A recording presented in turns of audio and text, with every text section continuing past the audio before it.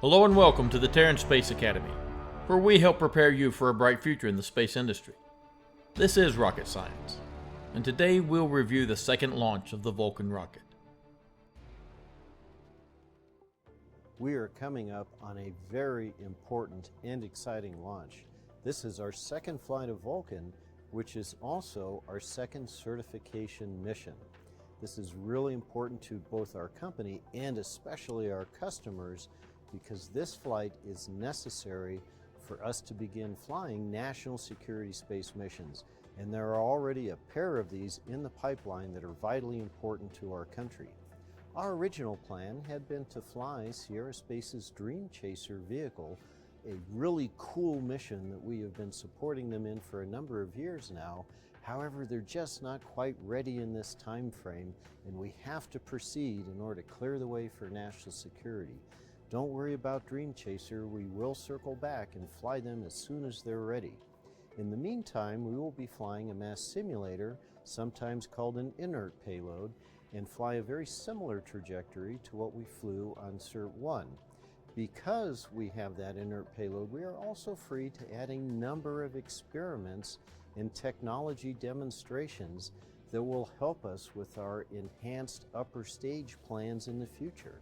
This will allow us to have more performance, to do more agile trajectories and insertions, especially for our national security space customer, as well as extend the duration of that upper stage, which is essential for a whole number of things that we will do both commercially and to contend with our country's challenges in space that are being presented by adversaries like China, and allow us to provide that kind of support that will keep space a peaceful environment and one in which our country feels secure. So this mission is coming up soon. It's going to be very exciting, and then it opens the door for whole new missions for Vulcan in the future. Thank you. The first launch itself went well. 5, 4, 3, we have ignition. And liftoff of the first United Launch Alliance Vulcan rocket, launching a new era in spaceflight to the moon. After the newly designed Centaur second stage had exploded, due to the dome up here on top being too thin. This was corrected, and the Peregrine lander was sent on its way to the moon. Now let's take a closer look at the Peregrine 1 spacecraft. It's about 6.2 feet tall and 8.2 feet wide, made mostly of aluminum and carbon fiber. The 4 landing legs have a honeycomb design on the inside to absorb Peregrine's touchdown on the lunar surface. Its solar panel is mounted to the top of the spacecraft. The payload decks at the center will carry 20 payloads from 7 countries. And finally, it has over 1 mile of cables and wiring. Sadly, it developed propulsion problems of its own when a valve failed, causing fuel to leak. This acted like a small thruster and kept the lander from pointing its solar panels at the sun, dooming the mission. The second launch went much better, as the CERT-2 mission started from Cape Canaveral, on the second of its 2 required certification flights, before it can carry important national security payloads for the U.S. Space Force. In both flights, the Blue Origin BE-4 rocket engines seem to have worked perfectly, boding well for the upcoming New Glenn launch. But on the second mission, one of the 2 GEM-63XL solid rocket boosters developed a problem. It looked to me like the throat and nozzle failed right here, but we'll need to wait for further information. Both boosters burned longer than planned, then separated safely after the damaged booster quit firing first. The first stage core and Centaur second stage compensated, allowing the dummy payload with a few experiments to make it to the correct orbit. The Centaur 5 second stage is much larger and more capable than earlier versions. For those of you who love the math, I have always done the equations myself with a spreadsheet or just a calculator, but this time, I had an AI calculate the delta V for this mission. I have found errors in the calculations produced by AIs before, and I want you to double check these numbers. with just a spreadsheet, and let me know if our future overlords were up to the task today. I'm happy to say that I've found an excellent aerospace specialist to help fill in while I'm away. You can listen to our previous discussion here.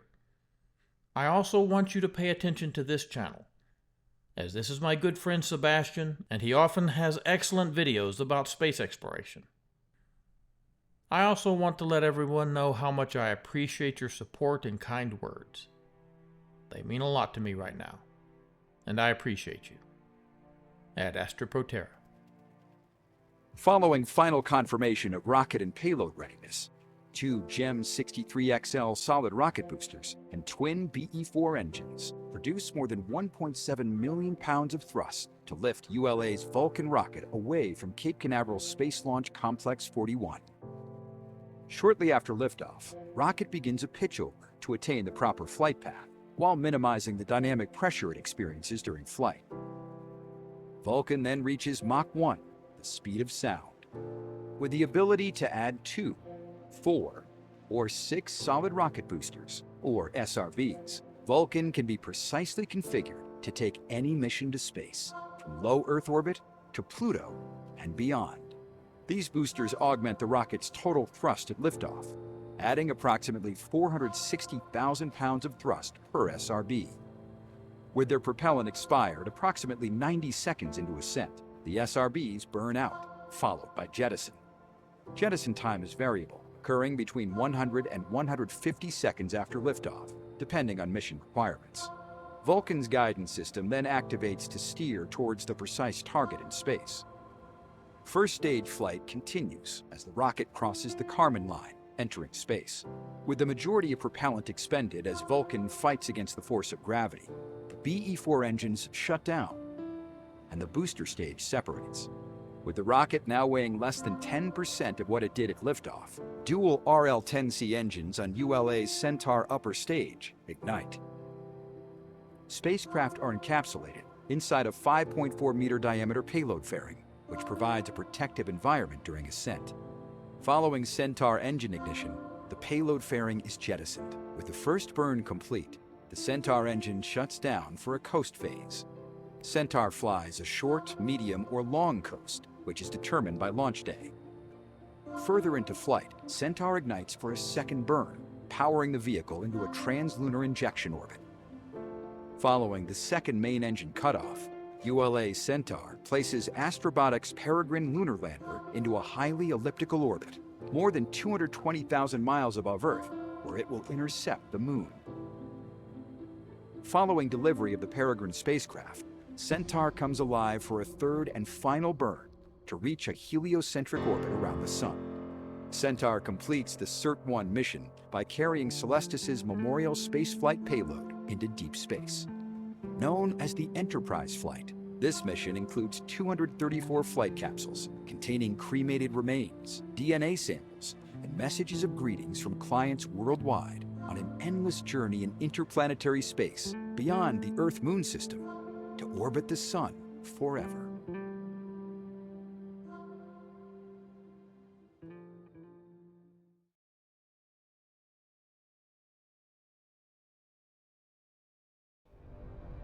Vulcan Rocket is 200 feet tall and 18 feet in diameter. That's 61.1 by 5.4 meters for the rest of the world. This is not as tall as the SpaceX Falcon 9, which is 70 meters tall, but it is wider. This gives Vulcan a higher volume than the Falcon 9. The Falcon 9 uses RP-1 for fuel and liquid oxygen for an oxidizer. The Vulcan uses liquid methane and liquid oxygen on the first stage, then liquid hydrogen and liquid oxygen on the Centaur second stage. There will also be the option to add solid rocket propellant boosters to the Vulcan. It can have 0, 2, 4, or 6 of these. Each SRB can produce a little more than 2,200 kilonewtons of force. Burning hydroxyl-terminated polybutadiene that works as a binder and fuel, combined with ammonium perchlorate as an oxidizer, and powdered aluminum both as fuel and to help retain and concentrate heat. This propellant burns through a GEM 63XL rocket motor. GEM stands for Graphite Epoxy Motor. Graphite epoxy is the lightweight composite used for the booster structure. You can learn more about aerospace composites in this lesson. If you don't mind my saying millimeters instead of micrometers at one point. Have to keep you all on your toes. It is traditional, by the way, to call a solid rocket system a motor rather than an engine. The GE-M63XL was developed by Northrop Grumman and is an extended version of the older GE-M63, first developed by Orbital ATK. The GE-M63XL is currently the world's largest single-piece solid rocket motor. It will be 22 meters long and 1.61 meters in diameter. This makes it taller and wider than a Rocket Lab Electron rocket. Each booster will have a propellant mass of 48,000 kilograms and will burn all of this in the first 84 seconds of flight. We can divide the propellant mass by the burn time, 48,000 kilograms divided by 84 seconds, to get a propellant mass flow of 571 kilograms per second. But this is the average propellant flow. As a solid rocket motor burns, the geometry of the thrust core changes. This geometry can be designed to create a high thrust start and a low thrust finish, to keep the rocket from experiencing too much G-force. We can find the maximum propellant mass flow if we want to. We know that we can convert specific impulse to exhaust velocity. The specific impulse of the booster is given as 280 seconds. In vacuum, a specific impulse of 280 seconds multiplied by the force of gravity on Earth, 9.807 meters per second squared, gives us an exhaust velocity of 2,746 meters per second. The maximum thrust of the GE-M63XL was given as 2,200 kilonewtons. We know that thrust equals exhaust velocity times mass propellant flow, and we can switch that around to mass propellant flow equals thrust divided by exhaust velocity. That would be 2,200,000 newtons divided by 2,746 meters per second, giving us a maximum mass propellant flow of about 800 kilograms per second. Now we move to the first stage. The first stage of the Vulcan rocket is 5.4 meters or 18 feet in diameter, and 33 meters long, which is 109 feet. It was designed with technology evolved from the Atlas V and Delta IV rockets. The first stage is planned to burn liquid methane and liquid oxygen through a Blue Origin BE-4. Development of the Vulcan rocket system has been delayed by Blue Origin failing to produce a flight-worthy BE-4 on time. You can review the BE-4 and our theory on the cause of the delay in this lesson. ULA had considered the Aerojet Rocketdyne AR-1 instead of the BE-4. But the AR-1 does not use methane. It burns RP-1 instead. The AR-1 produces 2,200 kilonewtons of thrust, a little less than the 2,400 kilonewtons of the BE-4. The BE-4 was chosen instead, and Rocketdyne was negotiating with Firefly Aerospace to use the AR-1 on their planned beta launcher. You can learn more about Firefly in this lesson. The current Firefly website page for the beta shows it using 5 Reaver 2 rocket engines instead. Rocketdyne had spent nearly $86 million on the AR-1, and the U.S. Air Force had spent $295 million. The AR-1 is an oxygen-rich staged combustion engine, like the RD-180 and the BE-4. It does, in fact, look a lot like the RD-180, with 2 combustion chambers and 2 nozzles per turbopump. Looking back to the Vulcan first stage, these tanks are made from orthogrid aluminum barrels and spun-formed aluminum domes. Orthogrids are created by creating a thicker sheet of aluminum, then milling away everything except grid supports in the thinner wall. Spun-formed aluminum is where a metal disc is attached to a motor, then spun at high speed while tools help shape the final product. You can learn more about aluminum alloys in this lesson. These tanks will hold the liquid oxygen and liquid methane, which will be fed into the 2 BE-4 engines. The BE-4 is not powerful enough for 2 of them to effectively lift this rocket with such mass. This is why the GE-M63XL boosters will be necessary for most payloads. The second stage of the Vulcan rocket will be an RL-10-powered Centaur system. This is one of the most efficient and capable second-stage systems in operation. The Centaur is also 5.4 meters in diameter, which is 18 feet, and 11.7 meters tall, 38.5 feet. It can hold a little more than 54,500 kilograms of liquid oxygen and liquid hydrogen. These are separated by a common dome, made of 2 domes of thin steel, separated by a fiberglass honeycomb insulator. The cryogenic liquid oxygen and hydrogen will burn through the most efficient rocket engines in existence today. The RL-10 has been perfected over decades. The RL-10 was the first liquid hydrogen rocket engine built in the United States. It was first built by Pratt & Whitney at the Marshall Space Flight Center in the 1950s, and first launched in 1963, in a 2-engine configuration as the second stage of an Atlas rocket. These were RL-10A3 versions. The Saturn I medium-lift rocket used 6 of these engines, and the McDonnell Douglas DCX, described in this lesson, used 4 of them. The RL series are expander cycle engines that produce 110 kilonewtons of thrust and can be throttled down to very low levels. An RL-10 version, called the Common Extensible Cryogenic Engine, was able to throttle down to only 6% full thrust. The Vulcan will use the RL-10C version, upgrading to an RL-10CX, which will have nozzle extensions when development is completed. Interestingly, the Centaur second stage is made of 301 stainless steel, just like the Starship. If you want to learn more about steel alloys, we have this lesson. The RL-10C21 Hydrolox rocket engine has a specific impulse of 465.5 seconds. That is the best it gets for chemical rockets so far. A bright scholar asked me about octa-oxygen recently. I would like to say I knew all about it, but I did not. I'm reading up on it, and we'll look at the potential of an octa-oxygen and metallic hydrogen rocket. Until then, the RL-10C21 is the master of chemical rocket engine efficiency. The Vulcan Centaur second stage will use the 454-second specific impulse RL-10 version, sacrificing a little efficiency for increased thrust. We can convert the specific impulse to exhaust velocity. 454 times 9.807 equals 4,565 meters per second. The Vulcan Centaur second stage will be the larger Centaur 5 version. The average Centaur second stage only holds a little less than 21,000 kilograms of propellant and has a dry mass of 2,462 kilograms in the 2-engine configuration. I can't find the dry mass of the larger Centaur 5, but I did find a liftoff mass of 59,800 kilograms. It's underweight, but that's a common mistake Americans make. Here it lists the propellant weight of 6 GEM 63XL boosters as 288 tons. If we divide 288 by 6, we get 48,000, listed by ULA as the SRB's mass. So here they are listing metric tons of mass instead of imperial tons of weight. If we subtract the 54,000 kilograms of propellant from the 59,800 kilogram wet mass means loaded with propellants, we get a dry mass of 5,800 kilograms.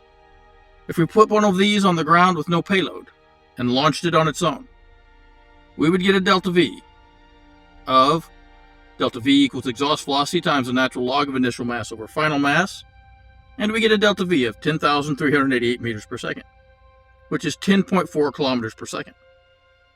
We might think that means a Centaur second stage would be a single stage to orbit vehicle, but a mass of 59,800 kilograms gives us a weight of 586,459 newtons. Each RL-10C engine has a thrust of about 100,000 newtons. 2 of them won't get this off the ground.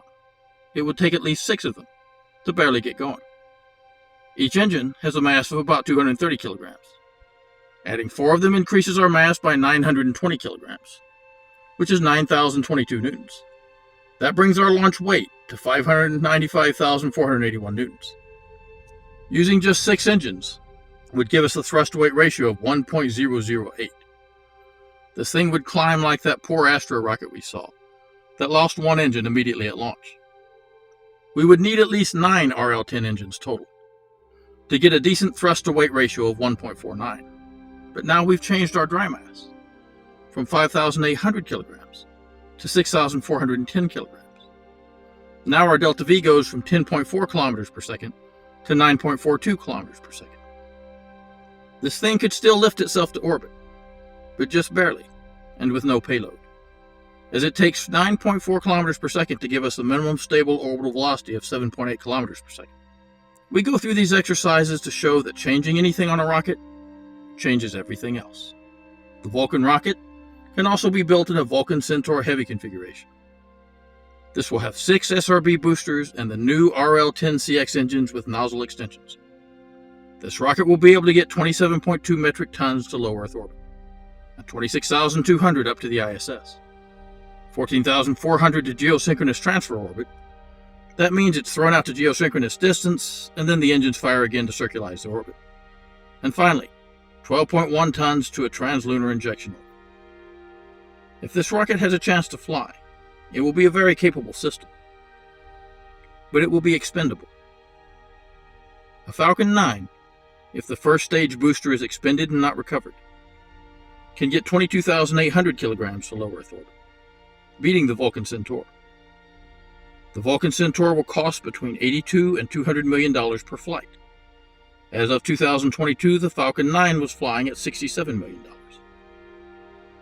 A non-reusable Falcon Heavy would have a cost of $150 million and a reusable one of $90 million, and can get up to 68,000 kilograms to low Earth orbit.